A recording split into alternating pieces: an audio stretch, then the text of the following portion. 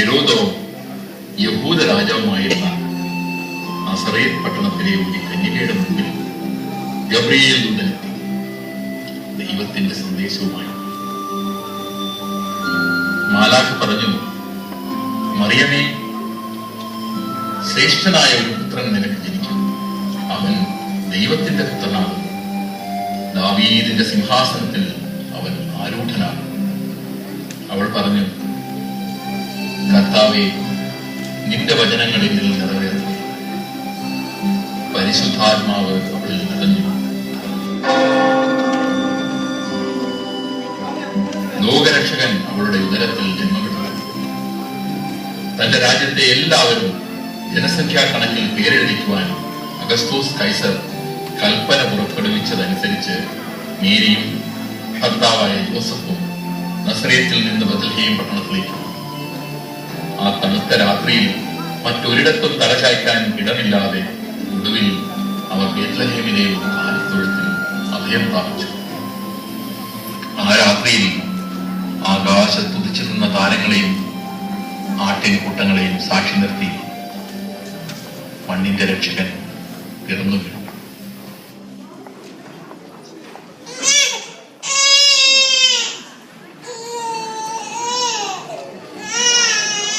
മാലാഖമാർ സ്തുതിഗീതങ്ങൾ പാടി, അത്യുന്നതങ്ങളിൽ ദൈവത്തിന് മഹത്വം, ഭൂമിയിൽ സന്മനസ്സുള്ളവർക്ക് സമാധാനം. അസാധാരണ തേജസ്സോടെ ജ്വലിച്ചു നിന്ന ഒരു നക്ഷത്രത്തെ ലക്ഷ്യമാക്കി കിഴക്കു നിന്നും 3 ജ്ഞാനികൾ പൂജാതനായ യഹൂദന്മാരുടെ രാജാവിനെയും തേടി പുറപ്പെട്ടു.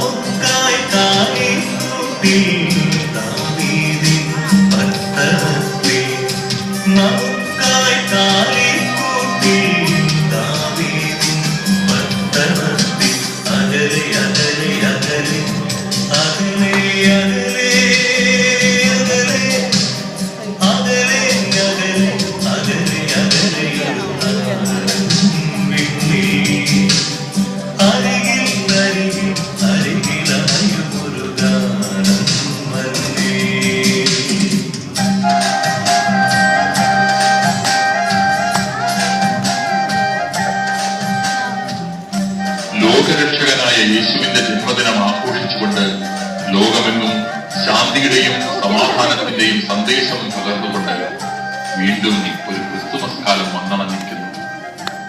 ഡാലസിലെ എല്ലാ മലയാളികൾക്കും കേരള അസോസിയേഷൻ ഓഫ് ഡാലസിന്റെ ക്രിസ്തുമസ് പുതുവത്സരാശംസകൾ.